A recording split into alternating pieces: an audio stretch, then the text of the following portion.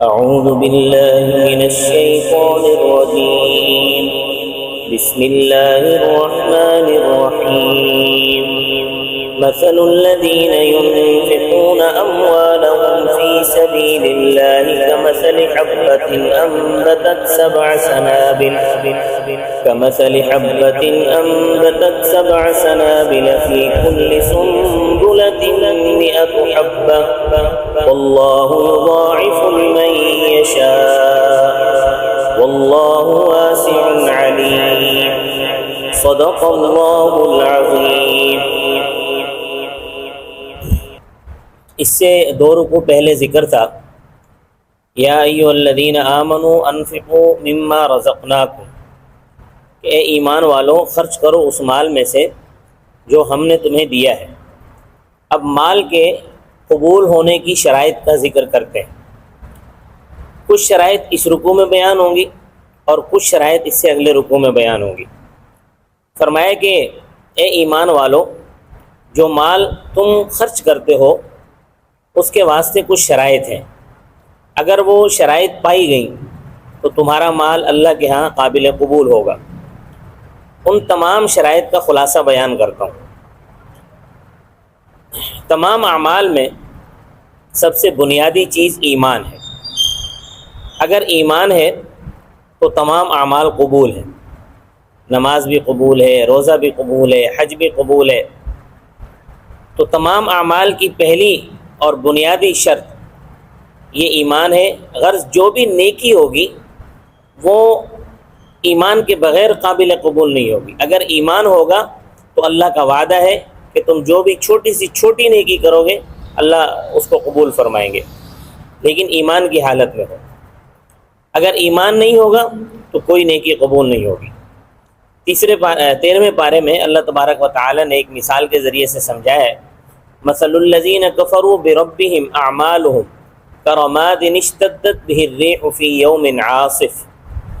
فرمایا کہ جن لوگوں نے اپنے پروردگار سے کفر کیا ان کے اعمال کی مثال راکھ کی سی ہے کہ آندھی کے دن اس پر زور کی ہوا چلے تو وہ ساری راکھ اڑ کے چلی جائے، کچھ بھی نہ بچے. کیونکہ راکھ کے اندر ٹھہرنے کی قوت نہیں ہوتی. اسی طرح جو کافروں کے اعمال ہیں وہ بھی ایمان کے بغیر وہ راکھ ہیں، ان کے اندر ٹھہرنے کی قوت نہیں ہوتی. کیونکہ کافر بھی اچھے کام کرتے ہیں، انہوں نے اسپتال بناتے ہیں، سڑکیں بناتے ہیں، پل بناتے ہیں، رفاع عام کے کام کرتے ہیں. بلکہ یوں کہا جائے تو میرے خیال میں بے جانا ہوگا کہ ہم مسلمانوں سے بڑھ چڑھ کر وہ کرتے ہیں. تو اس واسطے وہ کہتے تھے کہ ہم جو نیک کام کرتے ہیں کیا ہمیں ان کا اجر نہیں ملے گا؟ تو اللہ تبارک و تعالی نے فرمایا کہ کفر کی حالت میں جو کام تم کرتے ہو وہ راکھ کے ڈھیر کی مانند ہے. تو اعمال کی بنیاد پہلی شرط وہ ہے ایمان. ایمان میں جتنی قوت ہوگی عمل اتنا زیادہ وزنی ہوگا، یہ پہلی شرط ہے. اور دوسری شرط ہے اخلاص. عمل اللہ تعالیٰ کی رضا کے لیے ہے تو اس کا اجر ملے گا. اور اگر ریاکاری کے لیے کہ لوگ دیکھ کر اس کو بڑا سمجھیں اور لوگ دیکھ کر اس کو پرہیزگار سمجھیں تو ایسے عمل کا اجر نہیں ملے گا. جیسا کہ اس کے متعلق فرمایا کالذی ينفق مالہ رئاء الناس، اس شخص کی طرح ہے کہ جس نے خرچ کیا لوگوں کو دکھانے کے لیے تو وہ برباد ہے، اس کا کوئی اجر نہیں ہے بلکہ گناہ ہے. اور تیسری شرط یہ ہے کہ اتباع سنت، یعنی اگر سنت کی پیروی میں ہوگا تو قبول ہوگا. اگر ظاہری طور پر تو عمل اچھا نظر آتا ہے لیکن سنت کی پیروی میں نہیں ہے، سنت کی مہر اس عمل پہ نہیں لگی ہوئی تو وہ بیکار ہے. تو بنیادی طور پر یہ 3 شرائط ہیں: ایمان باللہ، اخلاص اور اتباع سنت. اگر یہ 3 شرطیں موجود ہیں تو پھر اعمال اللہ تعالیٰ کے ہاں قبول ہیں. پھر آگے جو ہے وہ مال کے لیے یہ شرط بھی آئے گی کہ مال حلال اور طیب ہو، کیونکہ حرام مال کا صدقہ قبول نہیں ہوتا. لیکن اس مقام پر جو ارشاد فرمایا ہے وہ یہ ہے مثل الذین، ان لوگوں کے خرچ کرنے کی مثال، ينفقون اموالہم فی سبیل اللہ، جو خرچ کرتے ہیں اپنے مال اللہ تعالیٰ کے راستے میں. دیکھیں عام حالات میں ایک نیکی کا اجر 10 گنا ملتا ہے۔ قرآن پاک میں من جاء بالحسنۃ فلہ عشر امثالھا، جس نے نیکی کی پس اس کو 10 گنا اجر ملے گا۔ مثلا کسی نے ایک مرتبہ کہا سبحان اللہ، اس کو 10 نیکیاں مل گئیں۔ اسی طرح کسی مسلمان نے کسی کو ایک مرتبہ کہا السلام علیکم، اس کو 10 نیکیاں مل گئیں، اور دوسرے نے جواب میں وعلیکم السلام کہا، اس کو بھی 10 نیکیاں مل گئیں۔ لیکن اگر کوئی اللہ تبارک و تعالیٰ کے راستے میں چل رہا ہو تو یہ جو نیکی کا جو اجر ہوتا ہے یہ 70 گنا بڑھ جاتا ہے، 700 گنا بڑھ جاتا ہے۔ فی سبیل اللہ کی کافی مدات ہیں۔ پہلے نمبر پر ہے علم دین حاصل کرنے کے لیے جانا۔ جو حضرات علم دین حاصل کرتے ہیں یعنی طالب علم ہیں، ان پر خرچ کرنے والے کو 1 پیسے کا 700 پیسہ ملتا ہے، 1 روپے کا 700 روپیہ حساب سے ملے گا۔ یہ ادنا درجہ ہے، زیادہ اللہ جس کو چاہے وہ دے دے، اس کی مرضی ہے۔ اگر کوئی شخص علم حاصل کرنے کے لیے 1 قدم بھی رکھے گا تو اس کو 700 نیکیاں ملیں گی۔ مثال کے طور پر آپ صبح چلے ہو اور ارادہ یہ لے کر چلے ہو کہ انشاءاللہ ہم نے قرآن پاک کا درس سننا ہے، میں نے حدیث پڑھنی ہے، یا میں جا کر نماز پڑھوں گا، تو چونکہ انما الاعمال بالنیات، اعمال کا دار و مدار نیت پر ہے، تو ایک ایک قدم پر اللہ پاک 700 نیکی عطا فرمائیں گے، اور قدم دونوں طرف کے شمار ہوں گے، آنے کے بھی اور جانے کے بھی۔ آتے ہوئے بھی 700 نیکیاں ملیں گی اور جاتے ہوئے بھی 700 نیکیاں ملیں گی۔ اسی طرح اگر کوئی شخص موبائل کے اندر یوٹیوب کھولتا ہے اور اس کی نیت یہ ہے کہ میں کوئی درس قرآن کی ویڈیو دیکھ لوں، تو وہ درس قرآن کی ویڈیو دیکھنے کے لیے سرچ بار کے اندر جا کر سرچ کرتا ہے، تو وہ جتنی دفعہ اپنی انگلی جو ہے وہ ٹچ کرے گا، ایک ایک ٹچ پر اس کو 700 نیکیاں ملیں گی۔ اسی طرح اگر کسی شخص نے کرایہ خرچ کیا ہے اور کرایہ خرچ کر کے وہ اللہ کے راستے میں گیا ہے، یا گاڑی کے اندر تیل ڈلوایا ہے، تو جتنا خرچ اس کے تیل ڈلوانے کا ہوا ہے، فی 1 روپے کے حساب سے اس کو 700 کے حساب سے اس کو ثواب ملے گا۔ تو فی سبیل اللہ کی یہ پہلی مد ہے کہ دین کے لیے سفر کرنا، طالب علم بن کے جانا۔ فی سبیل اللہ کی دوسری مد ہے تبلیغ دین، تبلیغ دین کے لیے نکلنا۔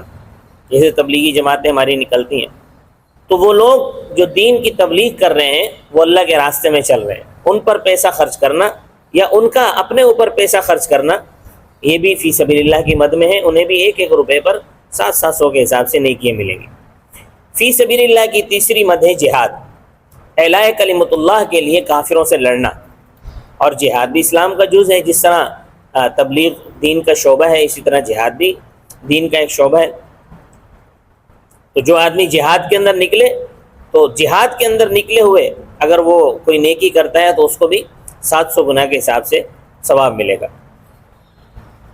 اور فی سبیل اللہ کی چوتھی مد ہے باطل کی تردید کے لیے تحریر کرنا، یعنی جہاد بالقلم کرنا۔ اسی طرح اب جو لوگ دین کی حمایت میں چندہ دیتے ہیں وہ بھی فی سبیل اللہ کی مد میں ہے۔ اسی طرح جو حاجی حج کے لیے جا رہا ہے وہ بھی فی سبیل اللہ کی مد میں ہے۔ بخاری شریف اور مسلم شریف کی روایت کے مطابق جو آدمی جمعہ پڑھنے کے لیے جاتا ہے اس کے قدم بھی فی سبیل اللہ کی مد میں ہے۔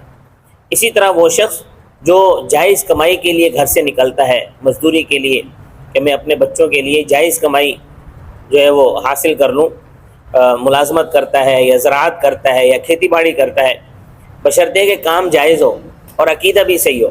جو پیچھے میں نے شرائط بتائی ہیں 3، وہ شرائط ان میں موجود ہوں، نماز اور روزے کا صحیح طرح پابند ہو، تو اس کا ہر قدم جو ہوگا وہ فی سبیل اللہ ہوگا۔ تو فرمایا مثل الذین ينفقون، مثال ان لوگوں کی جو خرچ کرتے ہیں اموالهم، اپنے مالوں کو، فی سبیل اللہ، اللہ تعالیٰ کے راستے میں، کمثل حبۃ، جیسے مثال ہے دانے کی، انبتت 7 سنابل، اگاتا ہے وہ دانہ 7 خوشے۔ سنابلہ یہ جمع ہے سنبلتن کی، اس کا معنی ہوتا ہے خوشہ۔ فی کل سنبلۃ 100 حبہ، ہر خوشے کے ساتھ 100 دانے ہیں۔